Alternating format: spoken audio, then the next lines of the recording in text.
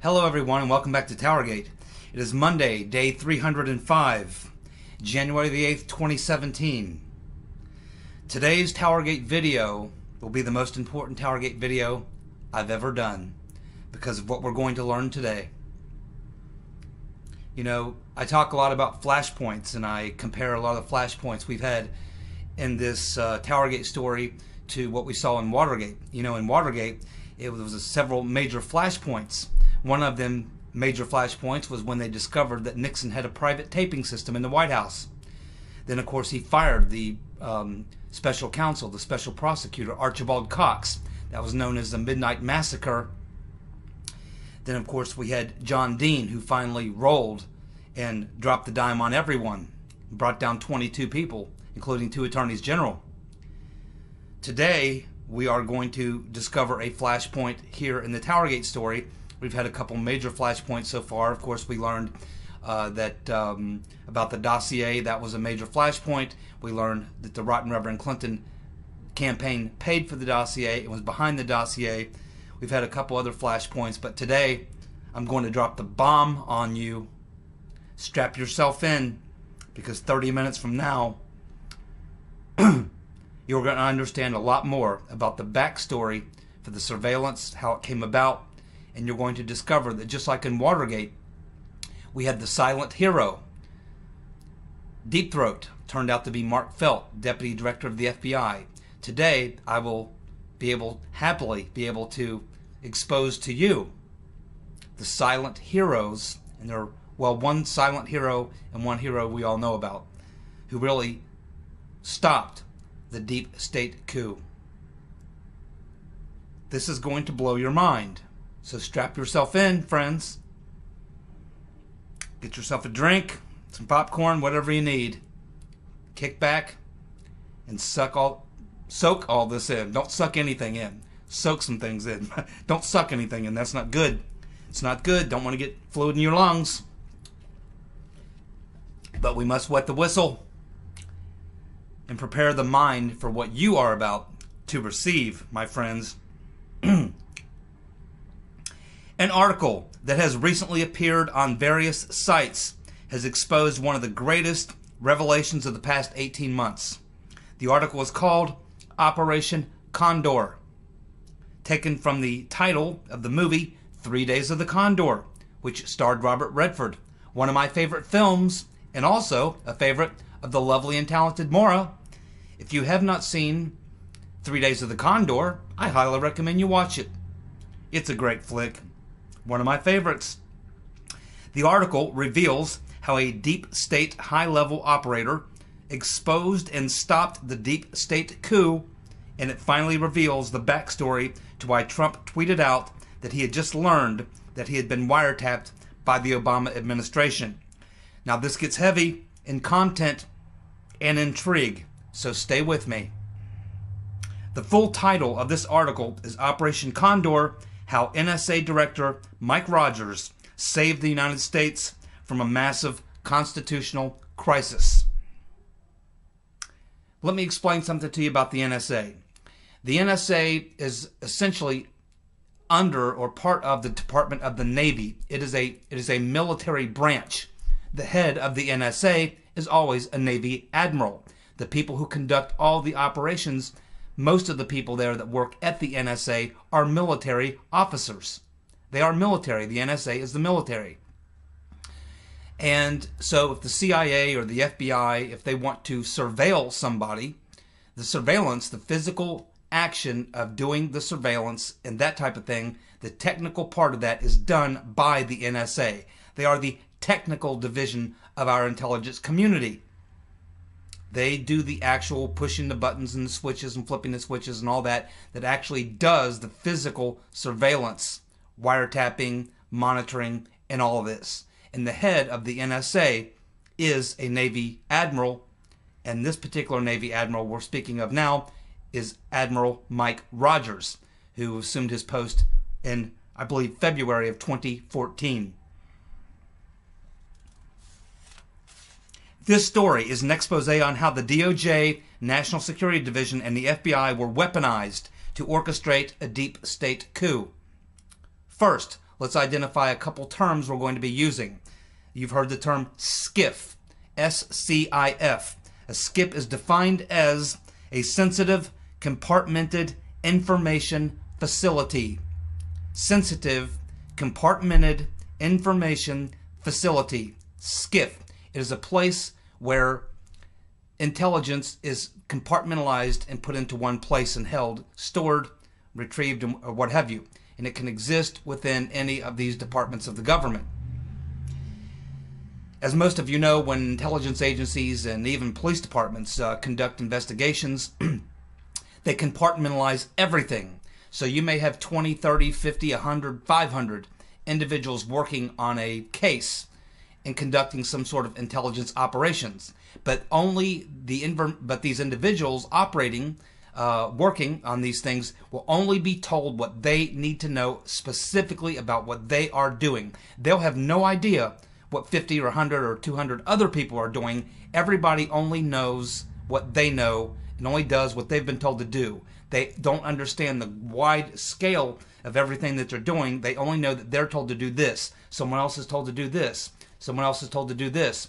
This is compartmentalizing, and this is the way all intelligence operations are done. And including, it's even done that way in local police departments for a very good reason: to protect the integrity of the investigation. Compartmentalization is a major key in intelligence operations. Keep that in mind. The D&I position, the Director of National Intelligence, was created because of compartmentalization. What happened was, after the failures of 9/11, they went back and said, gee, how could we have failed so badly? And they found out that, well, we had all these groups with all this intelligence, all compartmentalized, but it never made its way so that they could put all of it together to try to see what was going on. Everybody had their own little thing going in their compartmentalized investigation, but none of it was actually finding a point where it all met, where all this intelligence could be reviewed.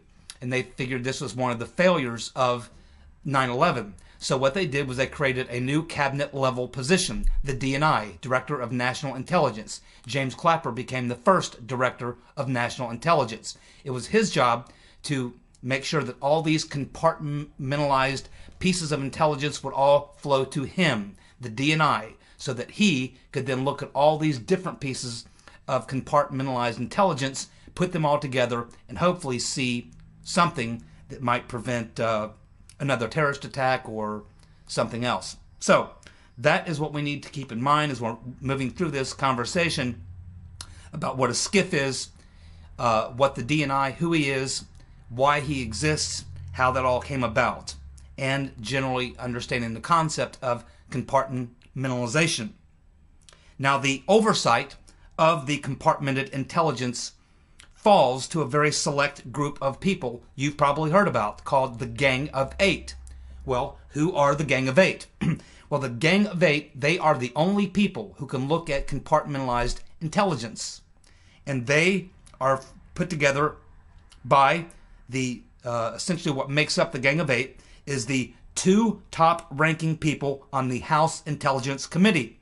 Currently, that would be Devin Nunes and Mr. Schiff. It would also include the two top-ranking members of the Senate Intelligence Committee, which would be Mr. Burr and, turn in your guns, Mrs. America Feinstein. It also includes the Speaker of the House. That would be Paul Ryan. It also includes the House Minority Leader. That would be Nancy Pelosi. And it includes the Leader of the Senate, the Majority Leader, which would be Mitch Twitch McConnell, and also the Minority Leader of the Senate, which will be Chucky Schumer. So that is the 8 people that make up the Gang of 8. They are the only ones that can look at compartmentalized intelligence. And it is the obligation of the intelligence community, the D&I, the Director of National Intelligence, to brief on a regular basis these Gang of 8 members on any intelligence operations that are ongoing, including counterintelligence. On March the 20th of 2017, the dishonorable, filthy, dirty James Comey was asked why the FBI director did not inform the Gang of 8 about the counterintelligence operation that began in July of 2016. He said, quote, because the director of counterintelligence told him not to. Comey did not use his name, just like a lot of people haven't wanted to use his name. But now we know his name. It's Bill Priestap, he was the director of counterintelligence. Bill Priestap. He knows everything. What was the counterintelligence operation that we're speaking of? The insurance policy. And what was the insurance policy? The dossier.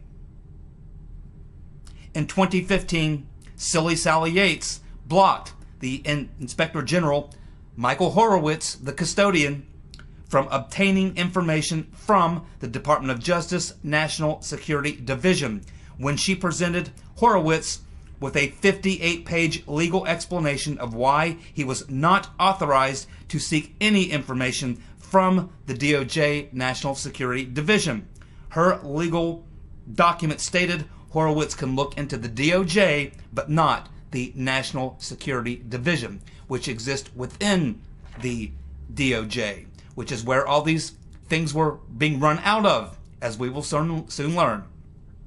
So each branch of the government has a SCIF, including the White House.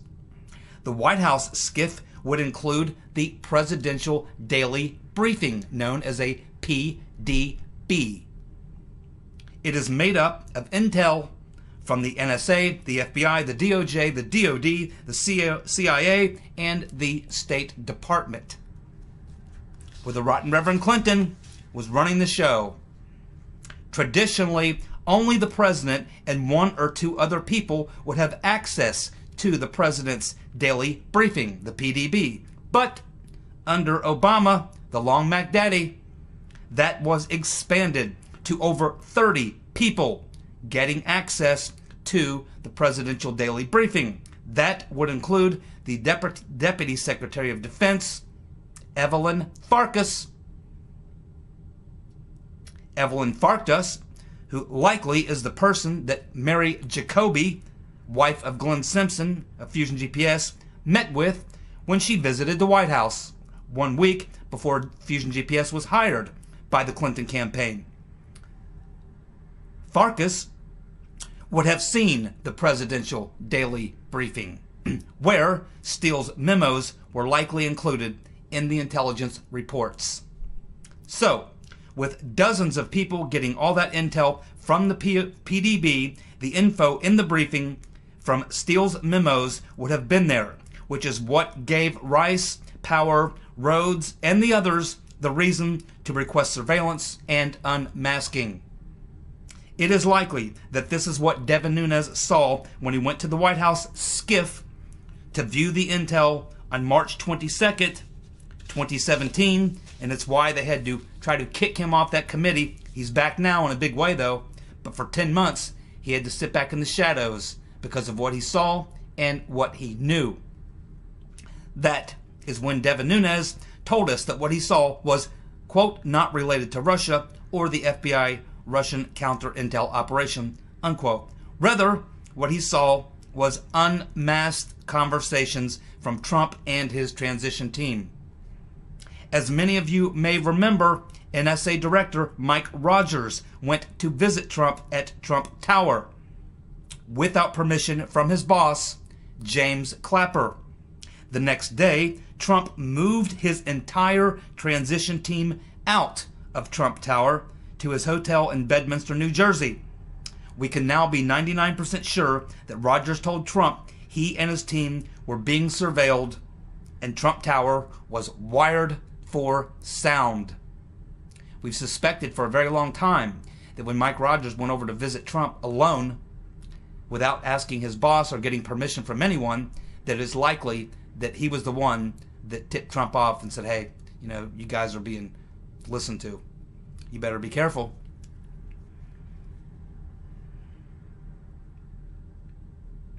Sometime in early 2016, Admiral Mike Rogers became aware of ongoing and intentional violations of the FISA Act, Section 702, surveillance and item number 17, which deals with the unmasking or the queries. The unauthorized upstream of data collection of U.S. persons within NSA surveillance. Item number 17 is for queries, meaning emails, phones, and other electronic communications. If any of you have ever worked with a spreadsheet program, you know that there's data within the spreadsheet program. And when you want information out of that, you conduct a query by typing in various things into the search box of terms, words or terms, and it will then pull from that query anything related to that. So if any of you have worked with Excel or anything like that, then this is exactly what we're talking about. A system where you can query based on words or phrases and get what you want, because the constant upstream of the collection of data is happening all the time. And this is what Admiral Rogers saw. He saw someone getting the feed from this upstream of data on Trump and his team, which he knew was unconstitutional and was a violation of the FISA Act and the Fourth Amendment. Now in May of 2017, Rogers goes around Clapper. He goes directly to the FISA court, and he tells them he had become aware of illegal surveillance of U.S. persons, exactly what Nunes saw. Now Mike Rogers sees it. Rogers then ordered his NSA compliance officer to run a full audit on all 702 NSA compliance. The NSA compliance officer completed the task, then reported back to Rogers that, quote, strange queries, quote, were being conducted. Strange queries. These were clear violations of the Fourth Amendment, and this briefing occurred toward the end of October in 2016.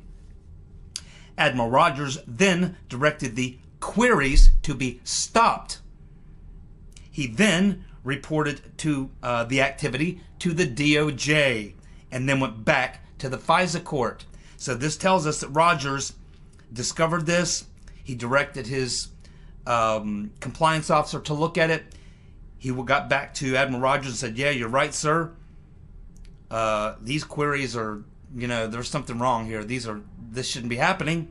And that is when Rogers then took it to the DOJ and said, hey, we know what you guys are doing, and I've just told the FISA court all about it, and by the way, I'm stopping your queries. No more queries. Well, this happened at the end of October. This is what sent them into total panic, and this is when they really went crazy. This is when they really started pushing the dossier. This is when everything really came unglued with these people, because they were in a frenzy, and not because of anything that we were hearing about in the mainstream news or even talking about on YouTube videos. It's what was going on behind the scenes. The fact that Mike Rogers had gone to that FISA court, told them all about it. He discovered it, and then he went to the DOJ and told them. At that point, the DOJ, the Obama administration, had to be sitting there having a private meeting with all the principals and saying, uh-oh, we are busted. We are busted. We are going down. We are all going down. We got to do something. We got to take out the man. We got to take out Trump. If he wins, we're toast. So at that point, 1 week before the election, is when they started dropping all this stuff, because they wanted to try to affect the election and cause Trump to win. But the problem that they had was that Comey had just reopened this email investigation because they found all those emails on Weiner's computer. A couple days later, then he comes back and says, okay, well, I'm going to exonerate her again. We found nothing. But by then, it's only a couple days before the vote, and they simply don't have time to get this stuff out. So Trump wins. And once Trump wins, they realize they're in deep, deep shit, because they created this dossier to get the FISA warrants, all based on bullshit. And they know at this point that they're already caught. They know that the NSA director, Mike Rogers, has blown the whistle on them. He knows everything that they've been doing and knows how illegal it was. And he's going to tell Trump all about it. In fact, he probably already had in that day in Trump Tower. So Trump knew. Trump knew. This is why he's so confident. He knows all of this. Can I get a hallelujah and an amen from the audience, please?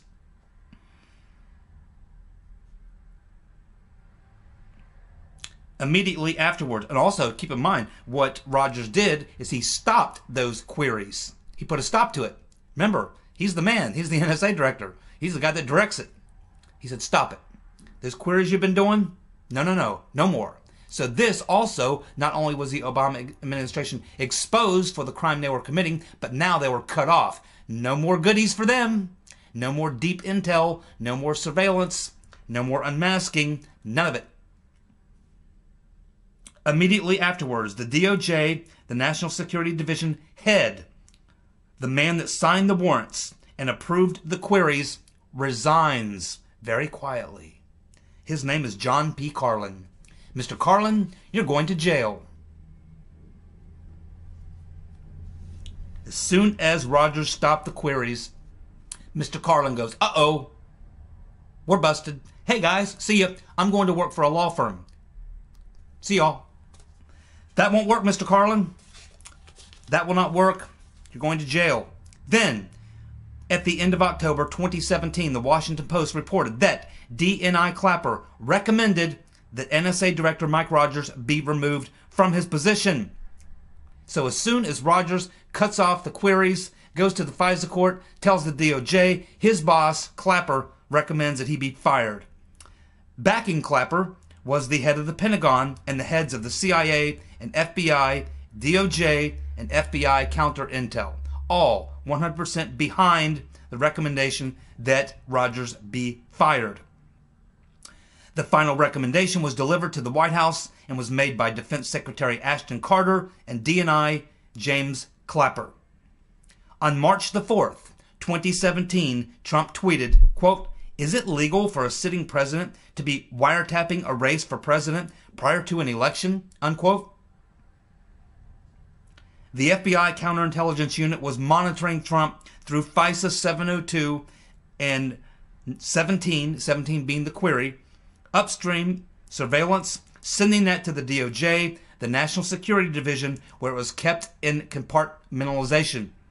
When the IG had been blocked, from oversight by Silly Sally Yates.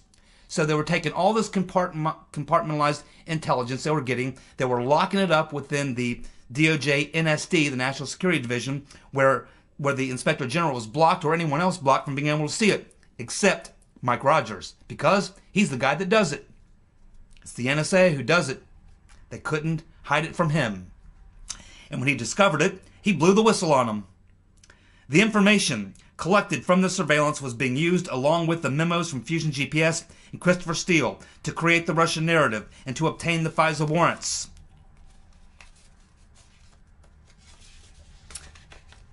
That is what Nunes saw. That is what Mike Rogers saw. Extreme violations of Articles of Provision 702 on the FISA Act and number 17 being the queries. So in Watergate we had Deep Throat, and in TowerGate we have Admiral Rogers, and you can say to some extent Devin Nunes, because Devin Nunes discovered this when he went over to that SCIF at the White House, and then of course he had the flap, all the flap up over it. Nunes was forced to step aside. Probably Rogers was probably heard about it, watching on TV or whatever, heard about what happened with Nunes, and thought, I wonder what Nunes saw. He just said on TV what he saw. You know, conversations of Trump team members had nothing to do with Russia. It was probably that which got Rogers to decide he better take a look and see if there's something going on. And what he found was quite disturbing and quite illegal. He directed his compliance officer to review it. They did. They concluded that it was a violation. He then went to the FISA court. He shut down the thing, and then he went and hit him with it right between the eyes. I know what you're doing. I know what you've been doing. I've put a stop to it. You guys are in a lot of trouble. That's why they couldn't fire him. Because they knew he would just come out and go public and say, hey, here's why they really fired me. I blew the whistle on him. I'm surprised he's still breathing. So the heroes of TowerGate are Rogers and Nunes. They prevented a deep state coup. The discovery by the FBI, the DOJ, corrupt officials that Rogers was onto them is what sent them into a frenzy. and it is the reason why they tried to oust Rogers. Then they had to cover up their crime, hence the dossier and the deep state coup. This is why all the perps are going to jail. And it goes all the way to the top. Long Mac Daddy Obama, the rotten Reverend Clinton, Lynch, Comey, Clapper, Brennan, Peter Benstrokinus, Loose Lisa Page, Mr. Orr. Don't know about Nellie. Don't know about Nellie. What can we do about Nellie? Turn off her radio. That might be a good start. And dozens more are going down, my friends. There you have it. Thank you so much to the Conservative Treehouse and to this incredible researcher who goes by the pseudonym Sundance. Sundance. Thank you so very much. What incredible research. And now we know the backstory. And that's why, as I've been telling you, this is many, many, many times bigger than Watergate. The perps are going down. Mike Rogers is probably the key witness to all of this. And guess what? He's announced his retirement. He'll be walking away here in just a few weeks. He'll be back to being a civilian, and soon he'll find himself testifying in front of Congress, probably in front of a grand jury. He'll lay everything out that we just learned. He busted them in a deep state coup. That's exactly what happened. Thank you so much for tuning in. We'll be back tomorrow with more TowerGate news. Thank you for tuning in. Good night.